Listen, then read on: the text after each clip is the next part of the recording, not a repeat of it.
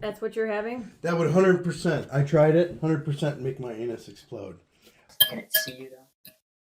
Not see you. Oh fuck! All right, so welcome to Wildfire Adventures. Right, we're sitting down having a family meal. We're going to talk about the trip that led us to this trip, the one that we took before Montana when Canada was closed. And we're going to discuss two things that we liked and one thing we didn't like. And like could mean an experience, it could mean a product, it could mean any of that stuff, or something that we didn't like. So let's start off with Hayden. Give us one thing that you liked. I never went hiking before, and my first trail was called Numa Ridge, right next to Bowman Lake and Glacier. It was 11 miles when Dad told me that it was 2 miles. So is that a like or a didn't like? I loved it. I hated every second of it, but now I love it. Well, you didn't hate every second of it. You got to the top and you saw the wizard lady at the top. The wizard Yeah, lady. you got to go up to a fire. What is it? That's a fire lookout. But that's a watch. But the when you're switchbacks Oh my goodness. and you're hurting, and we didn't bring enough water or food, and the hike down was horrible on my toes and my hips. Oh, I'm Right, so looking forward to that. right. So water is a true thing. I think we took enough food, but at the water, 2 liters was just not enough. We need to take way more than that. Each person should have 2 liters. Right, right. No, I get that. So what's another thing? So in Washington, right past the high desert on the west, there's this town called Leavenworth, which is a Bavarian village, and it's right nestled into the northern Cascades along the Columbia River, and it's extremely beautiful. If you keep going down Stevens Pass, there's a place called Deception Falls, where the water is 98% pure and nothing can live in it, and it was absolutely gorgeous. And it was the first time that I actually felt like if I took a wrong step, I was going to die, because if I took a wrong step, I would fall into the river and die. It's right off the road. Right. Deception Falls is right off the road. And it was random too. Yeah. It was freestyling. So we were on our way to pick up Kimberly in Seattle, I wasn't there. and she wasn't there. So we had some time to kill before we hit Seattle. And Deception Falls, just a nice pit stop on the side of the road. Not a long hike. No, it was a mile at most. Kimberly, give us something that you liked, or either a product or an experience. I really liked Olympic National Forest. Ooh, All the greenery, everything. It was just all the greenery and everything was amazing. It was unreal. Everywhere we went in Washington, I loved it. The state is amazing for outdoor activities, and so was Oregon.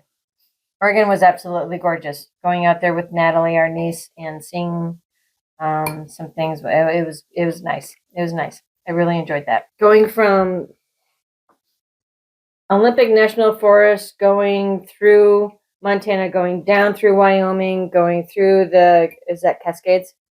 No, the Bighorn Mountains. The Bighorn Mountains and everything else like that. I did enjoy, because you saw so many different things, and I really, surprisingly, because I would prefer to fly, I did enjoy that. You like the Shoshones.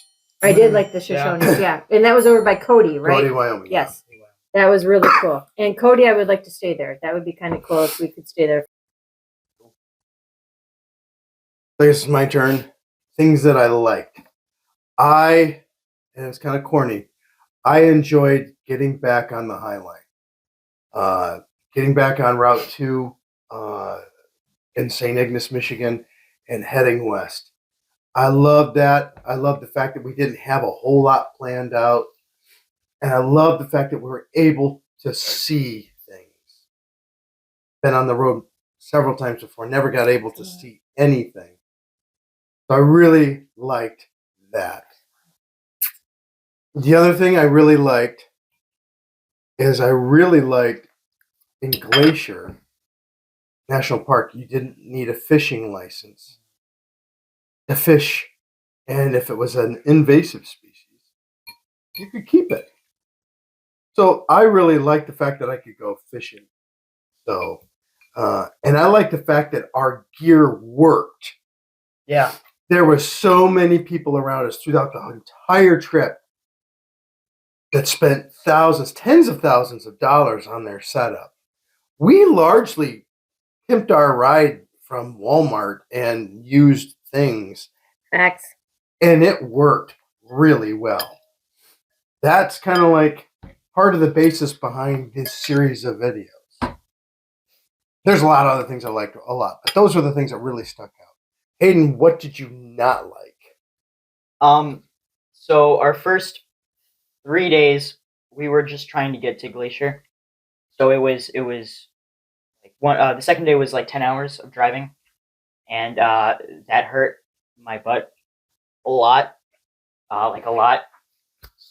So this time I have a sleeping pad, and I wanted to use it for a butt pad this time because the road to Alaska is a lot worse. What did you not like? The food. What was wrong with the food? Everything. I made chicken cauliflower with peppers and onions curry with noodles. I can't eat this on the road, apparently. Well, you can. It's just going to give everybody else anal explosion. And that's okay. No, I don't want my anus to explode. But it tastes really good. If I can eat properly, and I understand that there will be times that we cannot because of where we are. And everybody's going to feel that way. You lost your mind at Dairy Queen. You remember how mad you were until you got that free cone, and then you were happy. Because they didn't make my order right. The biggest failure I thought on the trip was inflatable mattresses. So inflatable mattresses are horrible. They are. Jesus. Do you need a shovel? You're going to be sprinkling, and you're not eating that and then sleeping see next to me in a This tent. is what we're eating, and look at what he's eating. You're going to freaking spritz me with your anal cologne. That ain't happening. Blow-up mattresses, I've never liked them. I always thought they were bad, and they are. It doesn't seem, at least they were for us, or for me, we never seemed to buy one that worked. And we've gone cheap, we've gone expensive, we've got all these things, and they never seem to work. I think a joy that we all had was we went to our niece's house, and she was complaining that her friend was looking to rehome an English bulldog. Showed us a picture of Mr. Peabody, and turns out that Mr. Peabody lived only an hour and a half away from us. Back in Michigan. Back in Michigan. So when we came back to Michigan, we unloaded the vehicle, and then the next day, we went and picked up Mr. Peabody. That's cool. Peabody's problems. So, Peabody's getting old. Peabody can't go. So, that's going to be one of my biggest stress points on this one is I'm going to be away from Peabody. We're going to be away from Peabody. We were that way with our last dog. She's since passed. We kept on saying, "I wish we'd get home to her. Wish we'd get home to her." And he's just too old to take us. Peabody doesn't like the wilderness. No, not really. So he's a city boy, even though he doesn't live in the city anymore. But he does not like the wilderness. That is our biggest hang up on that. As he's just getting too old, and he can't go. What are you doing? What are you We gotta doing? move it Why? because we have to have a Come on, thumbnail. Peabody. Come here, Peabody.